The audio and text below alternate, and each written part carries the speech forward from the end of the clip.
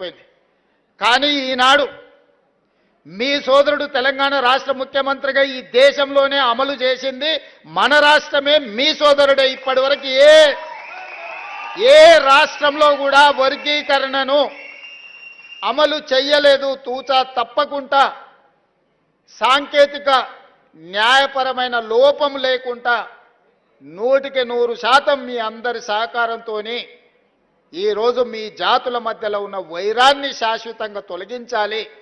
తాత్కాలికంగా ఎవరికైనా బాధనో దుఃఖమో ఉన్నా శాశ్వతంగా ఇది మిమ్మల్ని అందరినీ ఏకం చేస్తుందన్న ఆలోచనతోనే ఏకం చేయాలన్న ఉద్దేశంతో 100% వర్గీకరణను అమలు చేస్తే మొన్న ఎప్పుడూ చదువుకొని డాక్టర్ అనే చదువులోనే జాయిన్ కానీ సామాజిక వర్గానికి సంబంధించి చాలామంది డాక్టర్లుగా మొదటిసారి వచ్చిందని దామోదర్ రాజనరసింహ గారు చెప్పినప్పుడు నాకు సంతోషం కలిగింది.